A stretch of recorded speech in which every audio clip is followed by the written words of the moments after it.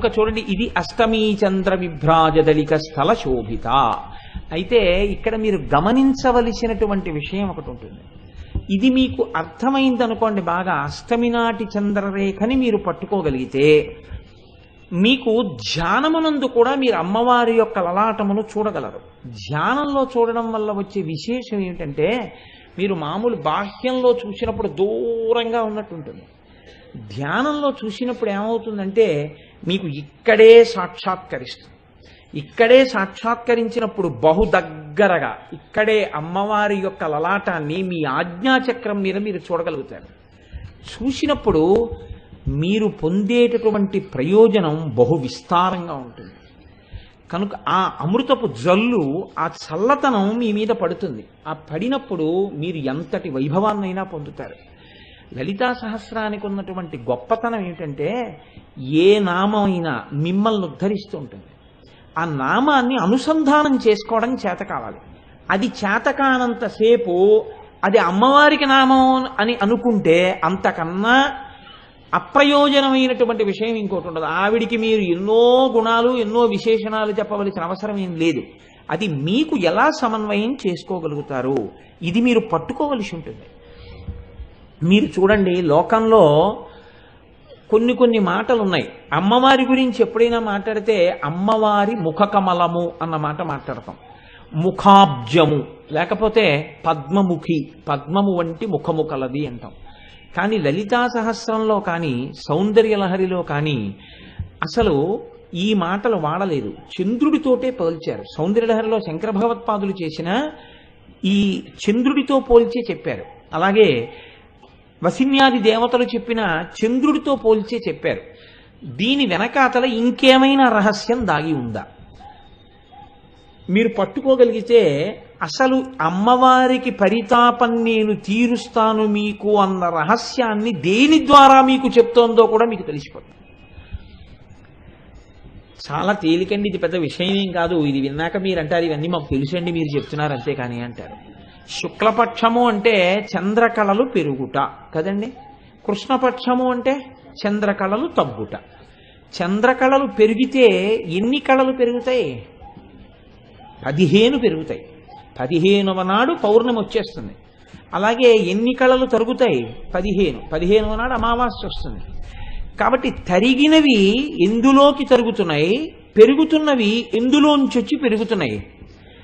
పెరగడం, తరగడం, ఎందులోంచో ఒక దాంట్లోకి వెళ్ళడం, ఒక దాంట్లోంచి రావడం జరగాలి కదా. ఈ మూలభూతమై అసలు ఎందులోంచి ఈ కళలన్నీ వస్తున్నాయో, ఎందులోకి ఈ కళలు వెడుతున్నాయో ఆ కళకే లలిత అని పేరు. అదే లలితా కళ, ఆద్య కళ, చిక్కళ, శ్రీకళ, మహానిత్య అని పిలుస్తారు.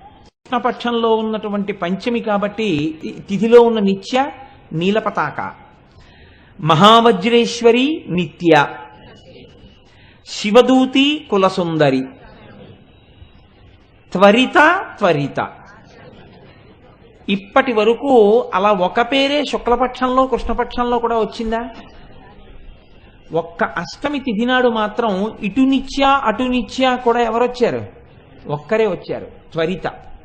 ఇక్కడికి గుర్తుపెట్టుకోండి, అష్టమి తిథి నాడు ఒక్కసారే ఒక నిత్యే వచ్చింది, శుక్లపక్షంలో కృష్ణపక్షంలో కూడా. ఇంకా ఏ తిథి నాడు అలా ఒకే నిత్య రాలేదు.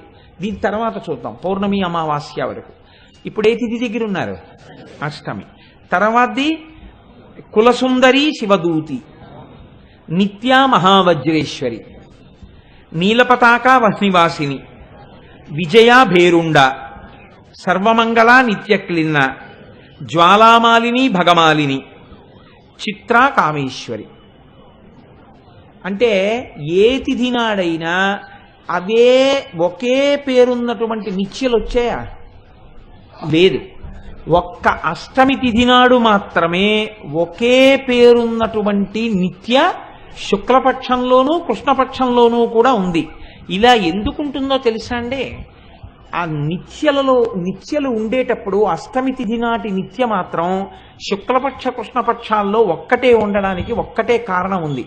ఈ త్వరిత అనబడేటటువంటి నిత్య చంద్రబింబంలో ఎప్పుడు ఉంటుందో అప్పుడు త్వరిత త్వరితం ఫలదాయిని, మీరు ఇలా చూసి నమస్కారం చెయ్యగానే మీ కోరిక తీర్చేస్తుంది. చాలా తొందరగా కోరిక తీర్చగలిగినటువంటి శక్తి ఎప్పుడుంటుంది అంటే అష్టమి తిథి నాడు ఉంటుంది. అష్టమి తిథి నాడు ఉండేటటువంటి చంద్రబింబములో ఉన్నటువంటి నిత్యకి ఆ శక్తి ఉంటుంది. ఆ నిత్య లలిత అనబడేటటువంటి ఆద్య కళలోంచి వస్తోంది ఆ కళ. అందుకని ఇప్పుడు ఈ త్వరిత మీకు సద్య ఫలితాన్నిచ్చి చాలా తొందరగా మీ కోరిక తీరేటట్టుగా చెయ్యగలదు. అంటే పరితాపోపశమనము చాలా తొందరగా పొందడానికి హేతువైన నిత్య అష్టమి నాటి చంద్రబింబంలో ఉంది. కాబట్టి ఇప్పుడు అమ్మవారు అష్టమి చంద్ర విభ్రాజదళిక స్థల శోభిత అన్న నామాన్ని పొందడం వెనకాతల రహస్యం ఏమిటి అంటే, మీరు అమ్మవారి యొక్క ముఖం వంక చూస్తే, అమ్మవారి యొక్క లలాటము వంక చూస్తే, మీరు బాగా శ్రద్ధగా ఒక్కసారి అమ్మవారి లలాటం వంక చూసి నమస్కారం చెయ్యగలిగితే, అష్టమి నెలకి ఒక్కసారి వస్తుందేమో 2 మార్లు వస్తుందేమో కానీ అమ్మవారి లలాటమునందు ఈ త్వరిత అన్న నిత్యాస్వరూపంతో మీ కోర్కెలు తీర్చగలిగిన శక్తి ఎప్పుడూ ఉంటుంది. కాబట్టి అమ్మవారి లలాటమును తలుచుకున్న, ఈ నామం చెప్పిన, ధ్యానంలో చూసిన ఏమవుతుంది, చాలా తొందరగా మీ యొక్క పరితాపము తగ్గి మీ కోర్కెలు తీరుతాయి. అందుకని ఆవిడ్ని అష్టమి చంద్ర విభ్రాజదళిక స్థల శోభిత అని పిలిచారు. చూడండి, అందుకే నేను మీతో ఒక మాట మనవి చేసింది. ఎప్పుడు మీరు ఒక నామం గురించి చెప్తే మీరు ఆనందంలో మళ్ళీ ఏమనవలసి ఉంటుందంటే శ్రీమాత అనవలసి ఉంటుంది. అబ్బా అమ్మా, మా ఇన్ని పరితాపాలకి కారణమేది? మా పాపం. మా పాపాన్ని తొలగడేయడానికి నువ్వు ఇచ్చిన పరిష్కారం ఏమిటి? నువ్వు అటువంటి నుదురు పెట్టుకుని కూర్చోవడం.